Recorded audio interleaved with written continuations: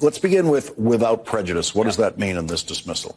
It means that it can be brought again. When you dismiss something with prejudice, double jeopardy has attached. You cannot be charged again for the same crime. With prejudice is prejudice against the prosecution. Exactly. Don't do this again. Exactly. Yeah. It's you agree that it's over. And so without prejudice means as if the case has not existed and it can be rebrought. And the real issue here is by Jack Smith doing this now as opposed to waiting, which is definitely an alternative he could have pursued. He really maximized the chances that the judge was going to do what she did, which is grant this without prejudice.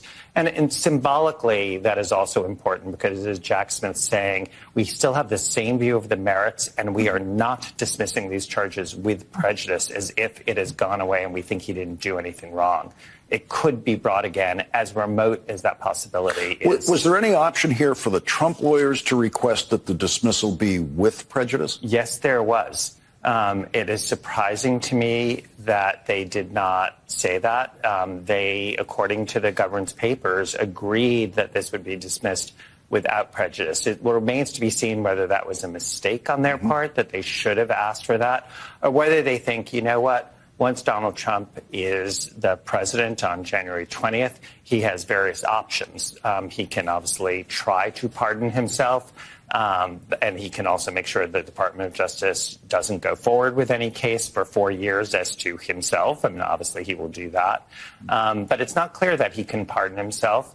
And it's also not clear that he could reopen this case to say, Judge Chutkan, we now want you to change your dismissal that was without prejudice to something with prejudice. That's a much harder burden for them to undertake. There's no way to spin it. It's a depressing... I do not care for whom the bell tolls. It's a depressing one. Even, Glenn Kirshner, who's generally pretty happy-clappy. It's just, even though you knew it was coming, it's still pretty breathtaking where we are. I honestly didn't know it was coming. I had hoped it would. Because, number one, he's not the damn president yet. Yeah, stop obeying in advance.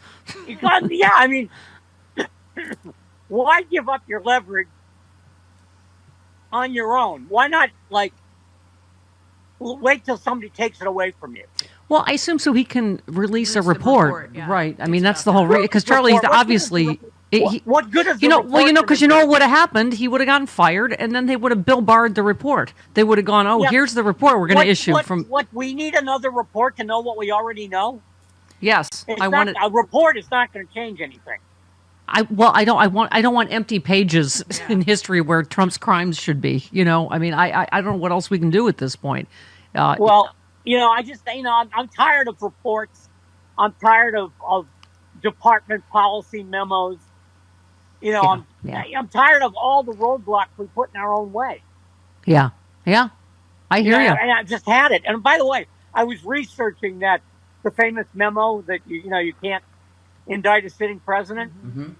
It was originally written by the Office of Legal Counsel in 1973, but it was put into effect in the fall of 1973 by, wait for it, Acting Attorney General Robert Bork.